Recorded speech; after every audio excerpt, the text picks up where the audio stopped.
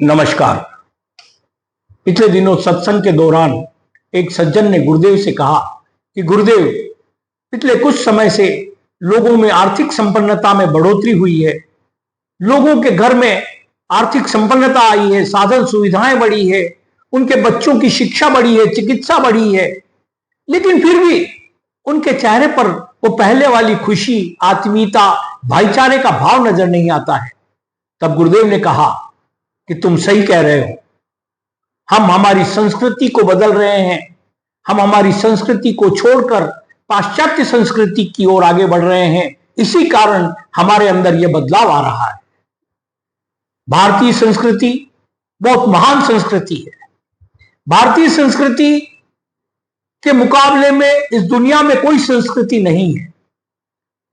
हमारी संस्कृति संयम, समर्पण और सामंजस्य के भाव पर टिकी है, और यह संस्कृति का मूल भाव यह है कि हम बहुजन हिताय, बहुजन सुखाय की भावना से काम करते हैं, जबकि पाश्चात्य संस्कृति स्वार्थ, स्वतंत्रता, दिखावा की योजना पर चलती है, इस आधार पर चलती है, और उनका मूल उद्देश्य स्वहित, मेरा भला कैसे हो, इस भावना पर आगे बढ़ती है। यही एक मूल कारण है कि हमारी सोच में जब यह बदलाव आया, तब हमारी खुशियां, हमारी आत्मीयता, अपनत्व हमें छोड़ गए, और उसके बजाय हमारे चेहरे पर संकट, कष्ट, उदासीनता छाने लगी है। मेरा आपसे निवेदन है कि आप विकास करो, आप अपना कैरियर बनाओ। कैरियर बनाने के लिए हर काम करो, लेकिन अपनी संस्कृति को मत छोड़ो। विकास के नाम पर संस्कृति से दूर मत भागो। अंग्रेजी सीखना कोई गुनाह नहीं है, लेकिन हिंदी भूलना गुनाह है। होटलों में चाइनीज खाना, बाहर का खाना कोई बुरा नहीं है, लेकिन अपने घर पर अपनी संस्कृति के भोजन को छोड़ना बुरा है। भारतीय संस्कृति मूल 4 आधार स्तंभ पर टिकी है। पहला है बोलीचाली, खान पीन, रहन सहन और रीति रिवाज।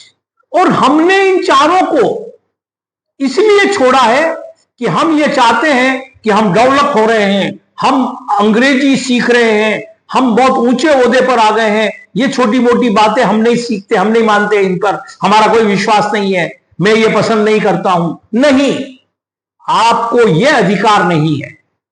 आप पुराने नए दोस्त बनाओ, लेकिन पुराने जो आपके साथी हैं उन्हें मत छोड़ो। आप नई संस्कृति को समझो, जाओ, लेकिन अपनी संस्कृति को मत छोड़ो।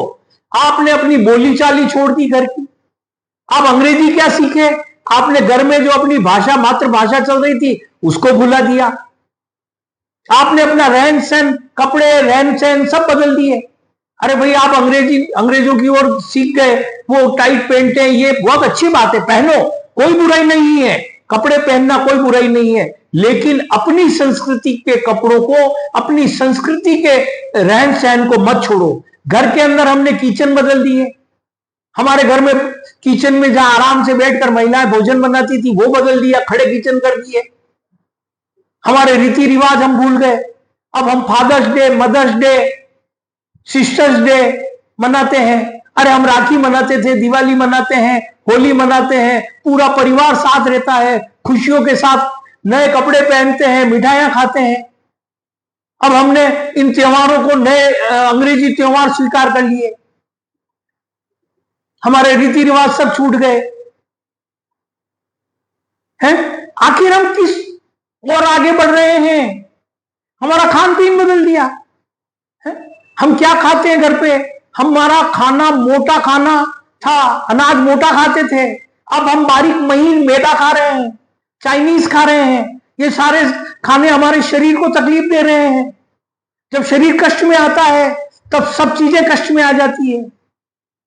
आखिर आप इस पर विचार करो कि आपके विकास के नाम पर, अंग्रेजी के नाम पर, कैरियर के नाम पर आप अपनी संस्कृति को मत छोड़ो। आपकी संस्कृति बहुत महान है, और यह कहीं भी आपके किसी भी बड़े काम में रोड़े नहीं अटकाती है।